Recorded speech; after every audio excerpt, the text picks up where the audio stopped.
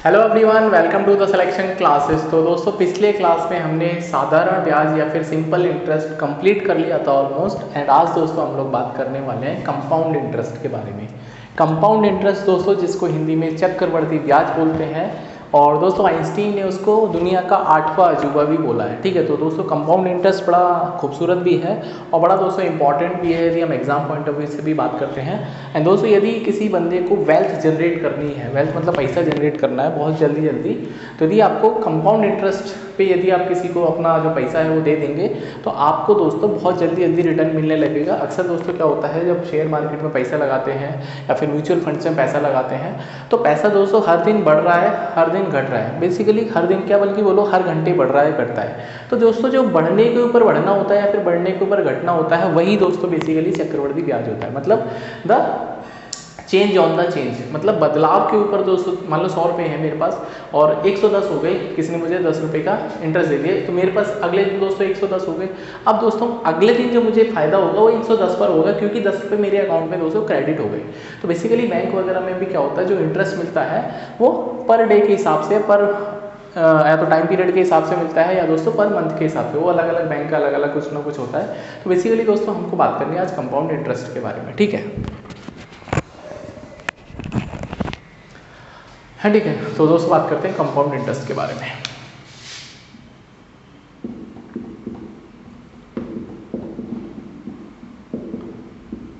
तो compound interest दोस्तों कुछ नए से चैप्टर अलग से नहीं है, लेकिन यदि आपने, जब मैंने परसेंटेज पढ़ाया था, जिसको प्रतिशत मैंने पढ़ाया था, मैंने आपको बदलाव के ऊपर बदलाव पढ़ाया था, चेंज ऑन चेंज पढ़ाया था। दोस्तों वो जो चेंज ऑन चेंज है वही कंपाउंड इंटरेस्ट है एक तरह से। ठीक है, तो हम सिंपल भाषा में भी ये बोल सकते हैं कि चेंज ऑन चेंज वही दोस्तों आपका कंपाउंड इंटरेस्ट है। ठीक है, बदलाव के ऊपर बदलाव, यही दोस्तों आपका कंपाउंड इंटरेस्ट है।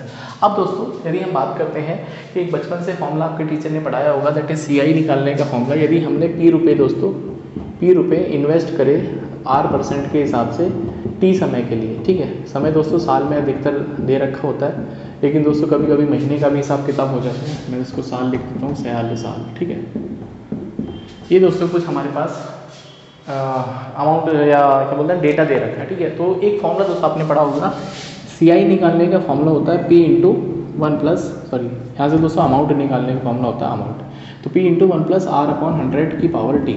ठीक है, तो यहाँ पे दोस्तों जो शब्द है उनके अपने मतलब है। P दोस्तों वो पैसा है जो आप किसी को उधार या तो दे सकते हो या किसी से उधार ले सकते हो। R दोस्तों कितने % पे उधार दिया गया, उधार लिया गया। एंड T दोस्तों कितने समय के लिए पैसा उधार दिया गया है, फिर पैसा उधार लिया गया। ठीक है, तो यहाँ से दोस्तों ये अमाउंट निकल के आ जाएगा, दिस इज दोस्तों अमाउंट। ठीक है, तो अमाउंट दोस्तों जो होगा वो ऑफकोर्स P से ज़्यादा होगा। कब? अमाउंट दोस्तों P से ज़्यादा ही होगा। या तो आप किसी को पैसा दोगे उधारी में तो आपको ज़्यादा पैसा वापस मिलेगा, या फिर किसी से उधार लोगे तो ज़्यादा पैसा देना पड़ेगा। तो हर हाल में दोस्तों जो अमाउंट होगा वो ज़्यादा होगा P से, पहली बात। अब दोस्तों यहाँ पर यदि आपको CI निकालना है, ठीक है, तो CI का फॉर्मूला होता है अमाउंट माइनस प्रिंसिपल। यदि दोस्तों मैं अमाउंट में से प्रिंसिपल माइनस कर देता हूँ तो मुझे CI निकल के आ जाएगा। अब दोस्तों इतना सब करने की ज़रूरत नहीं है, तो मैंने फॉर्मूला बता दिया।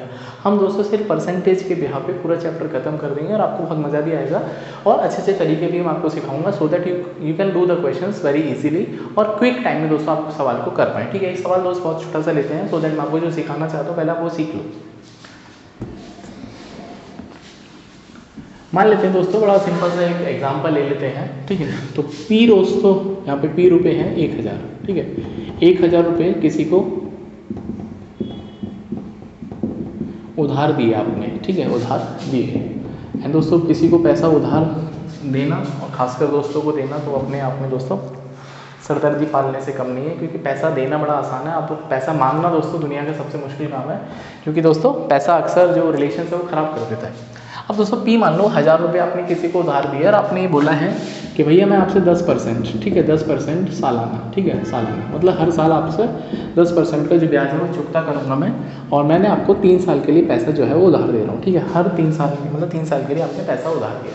अब दोस्तों यहाँ पर जो पूरा का पूरा कार्यक्रम है वो चक्रवृद्धि ब्याज या फिर CI पे हुआ है। ये पूरा का पूरा दोस्तों जो कार्यक्रम है वो CI पे हुआ है। सवाल में दोस्तों बोला जाएगा CI हो रहा है या ऐसे ही हो रहा है, उसमें तो आपको घबराना कुछ नहीं है। ठीक है, अब दोस्तों यदि हम बात करते हैं बिल्कुल बेसिक से शुरुआत करेंगे, आपको बिल्कुल टेंशन लेने की जरूरत नहीं है, फॉर्मूला को भूल जाओ, आप परसेंटेज समझ लो एक बार। तो दोस्तों हमने P0 से शुरुआत करी, मतलब हमने 1000 रुपये से शुरुआत करी। शुरुआत करी हमने 1000 रुपये से 1 साल बाद, ठीक है दोस्तों, 1 साल बाद। यहाँ पे मान लेता हूँ साल से लिखना है 2023 में मान लेता हूँ। अब दोस्तों 2024 में जब हम जाएंगे 1 साल कंप्लीट हो जाएगा, तो दोस्तों आपको पहला अमाउंट, ठीक है, आप अपने दोस्त के पास जाओगे कि 10% के हिसाब से मुझे 1 साल का ब्याज वापस दे दे, ठीक है। तो दोस्तों 1 साल बाद आपको जो ब्याज मिलेगा दोस्तों, ब्याज कितना मिलेगा भाई, 10% किसका, 1000 का, कितना मिलेगा दोस्तों, 100 रुपये। कितना मिलेगा, 100 रुपये। समझ आया नहीं आया? तो दिस इज द ब्याज for the first year, that is CI1, पहले साल का दोस्तों ब्याज है 100 रुपये। इसका मतलब आपके पास 1000 रुपये थे, आपने 100 रुपये आपके अकाउंट में क्रेडिट हो गए तो 1100 रुपये हो गए। तो दोस्तों पहले साल बाद जो अमाउंट हो जाएगा वो 1100 हो जाएगा। इतनी बात दोस्तों आई थिंक आपको समझ में आई होगी। अब दोस्तों फिर 2025 में हम आगे चले 2 सालों के बाद। अब दोस्तों अमाउंट A2 है, दैट इज़ दूसरा अमाउंट, 2 साल बाद कितना अमाउंट होगा। अब दोस्तों यहाँ पे जो ब्याज मिलेगा, यहाँ पे दोस्तों जो ब्याज मिलेगा फिर से दोस्तों कितना मिलेगा, 10%। अब दोस्तों किसका 10%, 1100 का, किसका 1100 का। अब दोस्तों कितना मिलेगा, 110 रुपये, ठीक है। पहले साल दोस्तों आपको 100 रुपये ब्याज मिला, अगले साल दोस्तों 110 रुपये ब्याज मिला। इसका मतलब दोस्तों अब जो अमाउंट हो जाएगा, अब जो अमाउंट हो जाएगा भाई 1100 तो आपके पास आ ही गए, 100 यहाँ 1000 यहाँ थे, 100 रुपये यहाँ कमाए, 1100 हो गए। 1100 में भी 110 और कमा लिया अपने ब्याज में, तो ये हो जाएगा दोस्तों 1210 रुपये। इसका मतलब दोस्तों 2 साल बाद जो आपका अमाउंट है वो 1210 हो जाएगा। बिल्कुल क्लियर सी बात है दोस्तों। अब तीसरे साल दोस्तों, अंतिम साल की मैं बात करता हूँ 2026 में, ठीक है। लास्ट अमाउंट जिसको अमाउंट 3 बोलेंगे। अब दोस्तों वो कितना होगा, फिर से दोस्तों आपको एक ब्याज मिलेगा, यहाँ पर कितना मिलेगा, ब्याज मिलेगा दोस्तों 10%, किसका, 1210 का। दोस्तों जो चीज़ें चेंज हो चुकी हैं, हमने 1000 से शुरुआत करा लेकिन 2 साल में मेरे पास 1210 रुपये हो गए। तो जब भी दोस्तों हम ब्याज निकालेंगे या परसेंटेज निकालेंगे, वो जो फाइनल अमाउंट है जो हम ले चुके हैं या फिर जो रिसेंट ईयर में उसका निकालेंगे, ना कि शुरू वाले का निकालेंगे ना। एक बार शुरू वाला चला गया चला गया। तो दोस्तों 10% इसका हो जाएगा, 10% ऑफ 1210 ये हो जाएगा दोस्तों 121 रुपये। कितना हो जाएगा, 121 रुपये। तो फाइनली दोस्तों आपको 1331 रुपये मिलेंगे। तो 3 साल में दोस्तों आपके 1000 रुपये से 1331 रुपये मिल गए। उम्मीद करूँ दोस्तों ये बात आपको समझ में आई होगी। तो यहाँ पे दोस्तों ये CI1 है, यहाँ पे दोस्तों ये CI2 है, ठीक है। ये दोस्तों कितना है, CI2 ये दोस्तों 110 रुपये है। एंड ये दोस्तों तीसरे साल का ब्याज है CI3 121 रुपये, ठीक है। कितना है दोस्तों, 121 रुपये। तो CI1 का दोस्तों मतलब क्या है, CI1 का मतलब है पहले साल का ब्याज, पहला ब्याज है, ठीक है, पहले साल का ब्याज। CI2 दोस्तों क्या है, CI2, ठीक है। CI2 की यदि मैं बात करता हूँ दोस्तों, CI2 का मतलब है, या फिर आप ये बोल सकते हैं CI सेकंड। CI सेकंड का मतलब क्या है दोस्तों, दूसरे साल का ब्याज, ठीक है, दूसरे साल का ब्याज। एंड दोस्तों CI3 क्या है, CI थर्ड जिसको बोलते हैं, ठीक है। ये है दोस्तों तीसरे साल का ब्याज, तीसरे साल का ब्याज, ठीक है, ब्याज। यहाँ पे दोस्तों CI फर्स्ट है ये, या CI फर्स्ट ले लेते हैं इसको, फर्स्ट। ये दोस्तों CI फर्स्ट है, ये दोस्तों CI सेकंड है, ये दोस्तों CI थर्ड है। अब दोस्तों फर्स्ट सेकंड थर्ड का मतलब क्या होता है ये आपको जानना चाहिए। CI फर्स्ट का मतलब है दोस्तों पहले साल जब हमने 1000 रुपये हमने अपने इन्वेस्ट किए, किसी को उधार देके मुझे 100 रुपये मिल गए, तो दोस्तों पहले साल मुझे 100 रुपये का फ़ायदा हो गया, वो मेरा CI फर्स्ट है। दूसरे साल दोस्तों मैंने भाई 100 रुपये तो मुझे मिल ही गए, 1100 रुपये इन्वेस्ट करे, फिर से दोस्तों मुझे 10% मिल गया 100।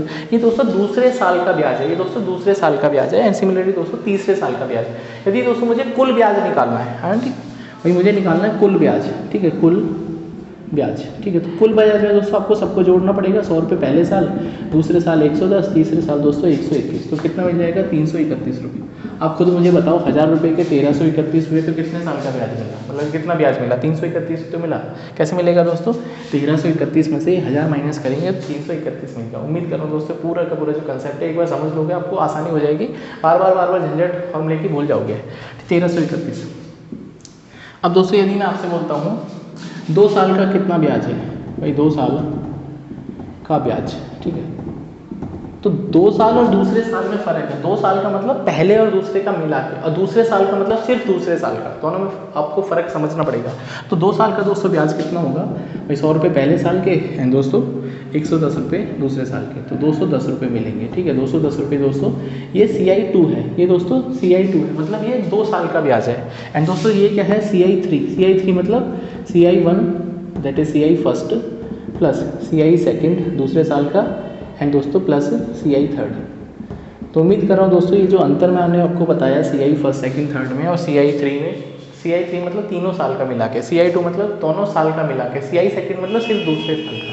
तो दोस्तों ये आपके साथ पूरा का पूरा जो आपके सामने ये प्रोसेस समझ में आया।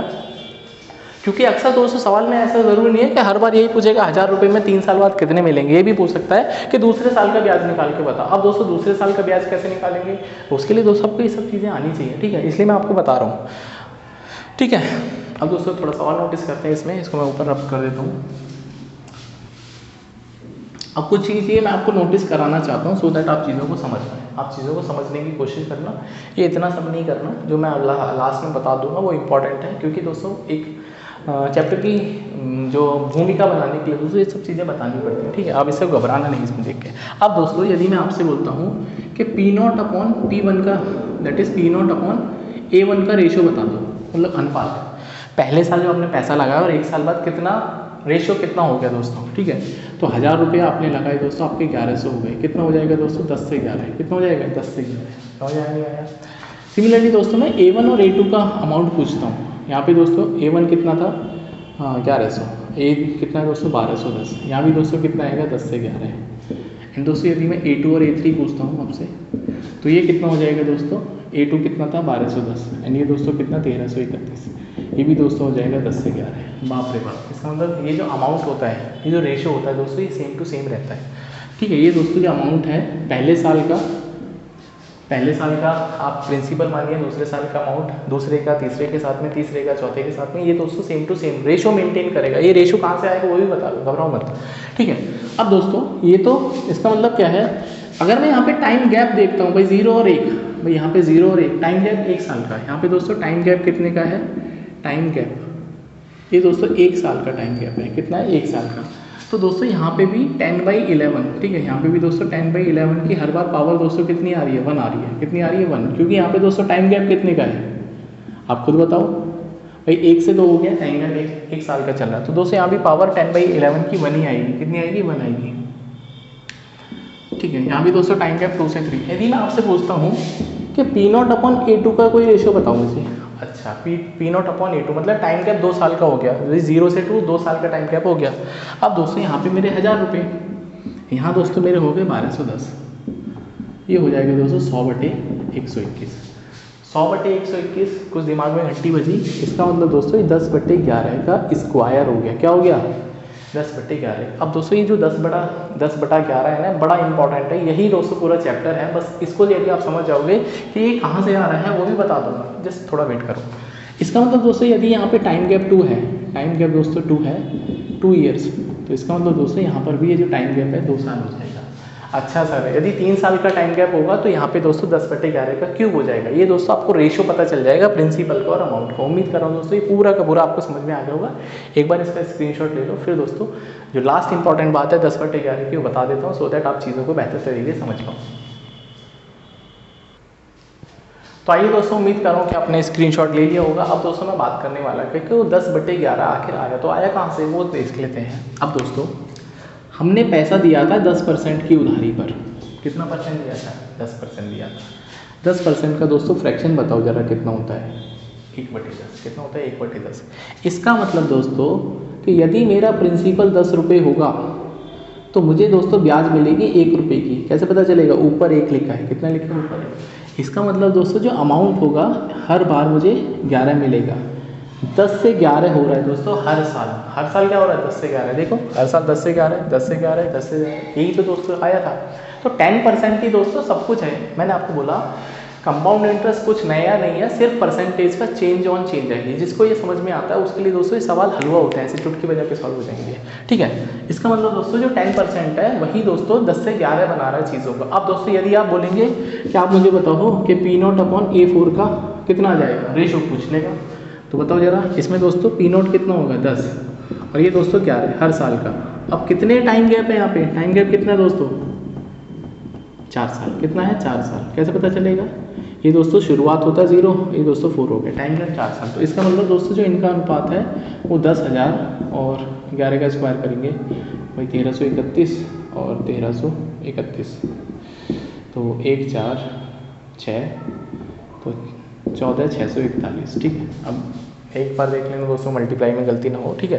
तो आपको दोस्तों हर बार रेशो पता चल जाएगा अमाउंट का और प्रिंसिपल का। 2 साल बाद पूछे, 3 साल बाद पूछे, हार्डली दोस्तों 3 साल बाद पूछते हैं। तो ये दोस्तों आपको क्लियर हो जाना चाहिए, आपको सवाल करते हैं सो दैट आप चीज़ों को बेहतर तरीके से समझ पाओ, ठीक है। एक क्वेश्चन लिखता हूँ आपके लिए। तो आइए दोस्तों एक खूबसूरत सा सवाल करते हैं। बोलता है कि रमेश ने सुरेश को, हाँ रमेश सुरेश आपको कुछ याद आया होगा, वो ऐड में आते थे रमेश सुरेश, ठीक है। तो रमेश ने सुरेश को 12% सालाना ब्याज दर से कुछ रुपए उधार दिए। यदि रमेश को 2 साल बाद, मतलब 2 साल बाद दोस्तों उसको 7840 रुपये वापस मिले तो उसने कितने रुपए उधार दिए दोस्तों, ये आपको बताना है। इसका मतलब ये आपसे जानना चाहता है कि P0 और A2 का दोस्तों जो अनुपात है वो आपको पता होना चाहिए। तो P0 और A2 का अनुपात दोस्तों कहाँ से मिलेगा, वो मिलेगा दोस्तों आपको R से, रेट परसेंट से। रेट परसेंट दोस्तों यहाँ पर है 12%। 12 मतलब हो गया ये दोस्तों 3/25। कितना हो गया दोस्तों, 3/25। इसका मतलब दोस्तों मैं हर साल यदि 25 रुपये लगाऊंगा तो मुझे हर साल 28 रुपये वापस मिल जाया करेंगे। कैसे पता चला, यहाँ पर 25 लिखा नीचे, this is principal and this is amount. ये दोस्तों हर साल का होता है। ये दोस्तों बस ये ध्यान रखनी है कि जो रेशो है वो हर साल का होता है, ठीक है। जितने साल आप आगे जाओगे उतना मल्टीप्लाई करते रहो। अब दोस्तों इसका मतलब P/A का रेशो कितना है दोस्तों, ये है दोस्तों 25 से 28।